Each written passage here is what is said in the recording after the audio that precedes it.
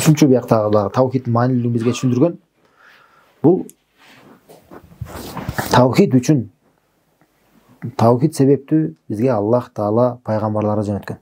Пайгамбарларды, жана элчилерди бизге Аллах субханала таала ушул биз таухидти карманыш үчүн жөнөткөн.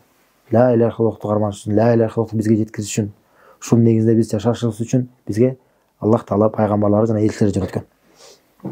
Аллах Таала Кур'анда айтат: "Валакад баъасна фи кулли умматин расулан я'будуллаха ваштанибут тагут" дейт. Биз ар бир коомго элчини жөнөткөнбүз. Не максатта дейт? Жалгыз Аллахка сыйынгыла. Жана Аллахтан башка сыйына турган нерсенин баарысынан алыс болгула дейт. Өстөрүн Аллах Таала өзү айтып атат Куранга. Кайсы гана элчини, кайсы гана коомго жөнөтпөсүн, эмне максатта жөнөткөн экен? Ошол адамдар жалгыз Аллахка сыйынышыбыз үчүн, жана Аллахтан башка адамдар эмнеге гана сыйынбасын, ошонун баарысынан алыс болуш үчүн жөнөткөн экен. Аллах Таала ушуну айтып атат. Башка аятта да Аллах Таала айтат: "Ва арсална мин qablika мир расулин илля нухи илейхи аннаху ла илаха илля ана фа'будун" дейт. Биз сага чейин кайсы гана элчини жөнөтпөсөк дейт. Кайсы гана бир элчини жөнөтпөсөк, сөзсүз ага биз вахий кылат элек дейт. Ага буйрук кылат элек. Не деп? Ла илаха илля ана дейт. Менден башка дейт, Аллах Таала өзү айтып атат.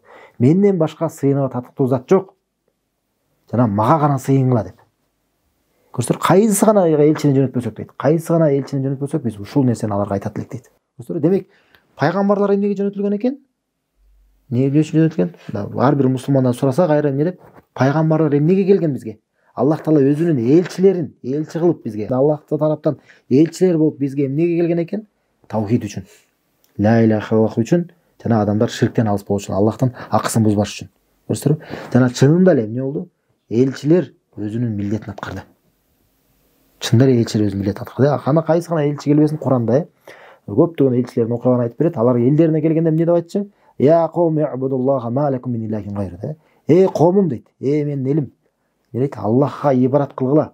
Аллахтан башка силердин кудайыңар жок деп айтчу. Өсөр Нухта айткан, бу Шуайбта айткан, Худта айткан кайсы гана пайгамбар болосун, Аллах Таала ушун сөздөрүн айтат.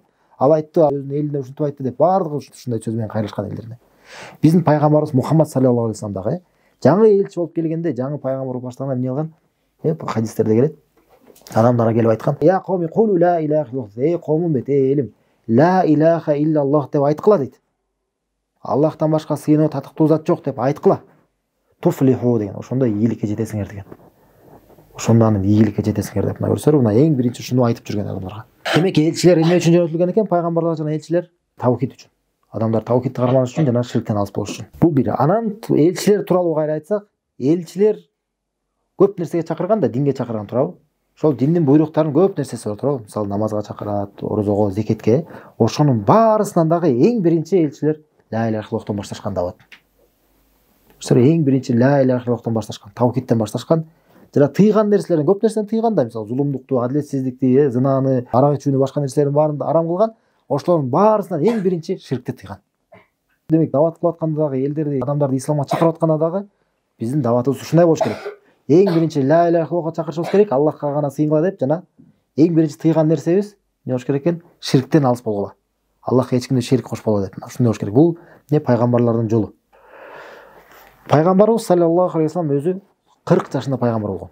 Анан исламдын түркүктөрү боюнча ла иляха иллаллахтан кийин экинчи орунда эмне турат?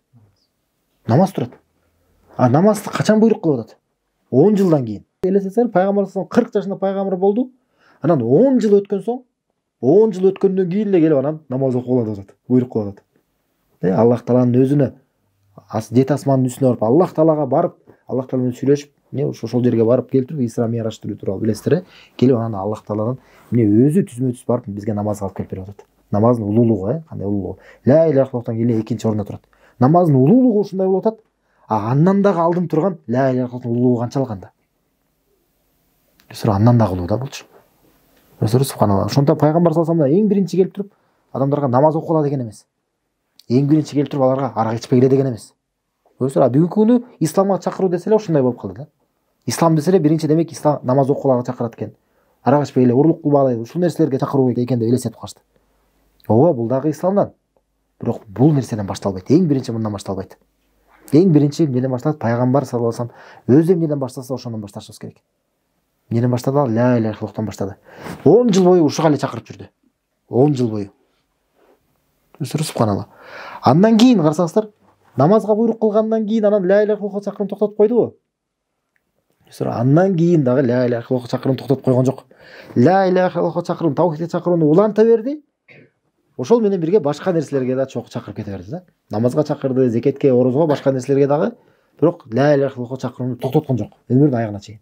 Ширктен кайтарууну дагы токтоткон жок. Өмүрүнүн аягына чейин ушинтип уланта берди. Көрсөңөр, демек эмне экен? Биринчи буйрук исламдагы биринчи буйрук бул ла иляха иллаллах. Биринчи чакыра турган нерсе ла иляха иллаллах болуш керек. Жана акыркы чакыра турган нерсе дагы эмне болуш керек? Ла иляха иллаллах. Достор, биринчи дагы акыркы. Чындап мына карасаңыздар, исламда ушундай да. Бирөөнү исламга чакырсаңар, мусулман болуш үчүн эмнени айттырасыңар?